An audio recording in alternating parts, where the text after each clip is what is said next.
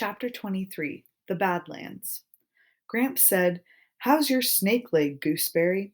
I could tell he was worried about Gram, but less about her leg than her breathing, which was still raspy. "We'll stop in the Badlands, okay, Gooseberry?" Gram merely nodded. She didn't even scold him for calling her a gooseberry.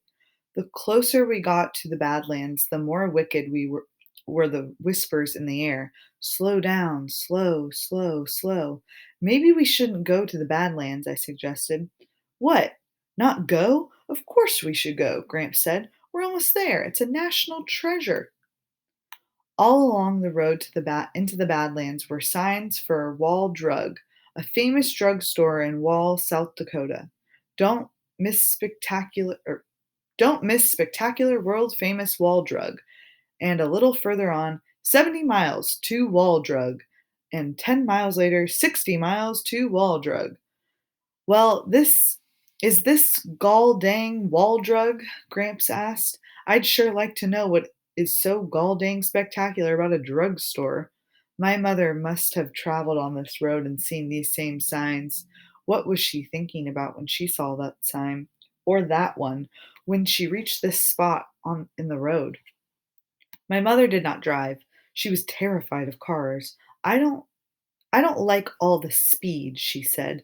I like to be in control of where I am going and how fast I am going.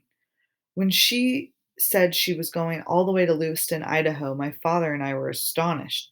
"How are you going to get there?" my father asked. "On a bus." "A bus all the way across the country?" "Yes," she said. "You still won't be in control of where you are going or how fast you're going." "I know it," she said. "I'm going to make myself do this, and when I come back, I'm going to learn how to drive." I could not imagine why she had chosen Idaho. I thought perhaps she had opened an atlas and pointed a finger at an old spot, but later I learned that she had a cousin in Lewiston, Idaho. I haven't seen her for 15 years, my mother said, and that's good because she will tell me what I'm really like. "I could tell you that, sugar," my father said. "No, I mean before I was a wife and a mother.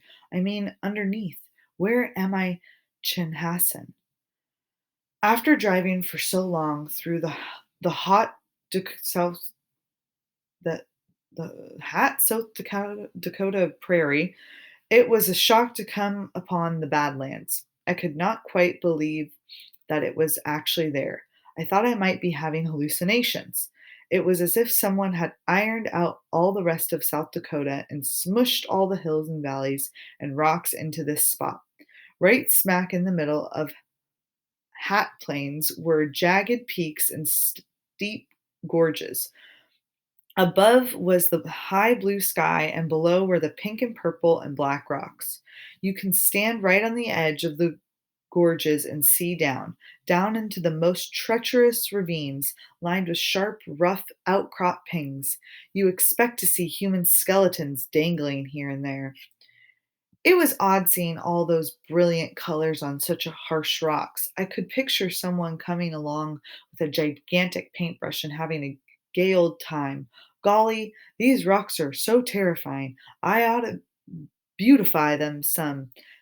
Maybe I'll put some purple here and some pink over there and oh, yes, a whole bucket of lavender down there.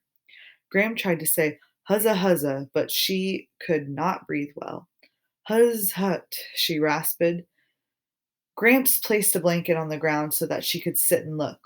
My mother went my mother sent two postcards from the Badlands. One of them said, "Salamanca is my left arm. I miss my left arm." I told Graham and Gramps a story which my mother had told me about the long high sky, which looked higher here than anywhere else I had been.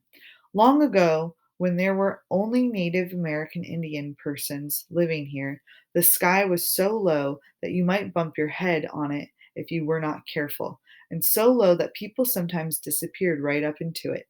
The Indians got a little fed up with this, so they made long poles, and one day they all raised their poles and pushed. They pushed the sky as high as they could.